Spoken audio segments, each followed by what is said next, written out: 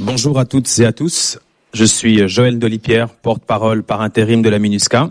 C'est avec un immense plaisir que je vous retrouve pour cette nouvelle édition de notre conférence de presse hebdomadaire.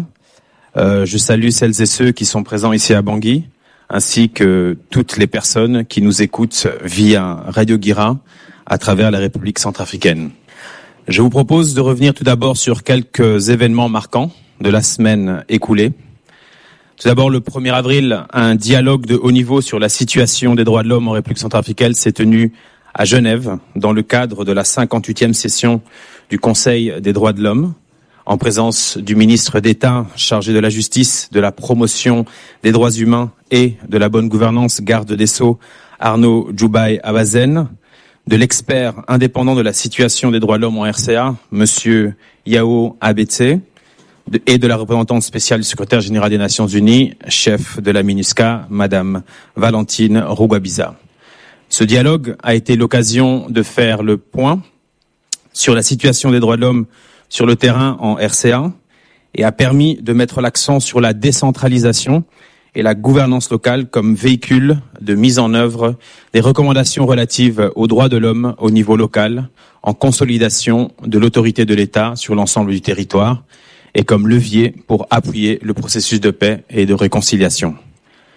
Dans son intervention, la représentante spéciale du secrétaire général des Nations Unies, madame Valentine Rugwabiza, a mis en évidence les avancées réalisées en matière de stabilisation, de décentralisation du processus de paix et de restauration de l'autorité de l'État.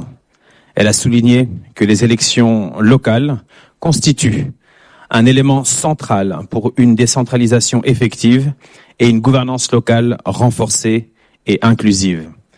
Elle a également appelé à un soutien financier accru de la part des États membres du Conseil des droits de l'homme. Enfin, elle a conclu en rappelant qu'il ne saurait y avoir de paix durable ni de redressement économique inclusif et périn sans un engagement ferme en faveur de la justice, une lutte effective contre l'impunité et une coopération régionale renforcée face à la porosité des frontières. Comme annoncé la semaine dernière, la Journée internationale de sensibilisation aux mines a été célébrée le 4 avril sous le thème « Un avenir sûr commence ici », renforcer les efforts locaux contre les mines. À cette occasion, la MINUSCA, en collaboration avec les autorités centrafricaines, a organisé plusieurs activités à travers le pays. Séances d'information communautaire, ateliers de témoignages de survivants, projections de documentaires, campagnes radio, ainsi qu'une table ronde de haut niveau présidée par le ministre d'État de l'Éducation nationale, monsieur Aurélien Simplice Zinga.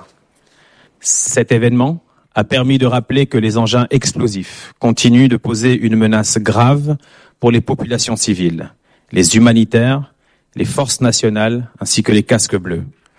En 2024, 73 incidents ont été recensés, faisant plus de 40 victimes.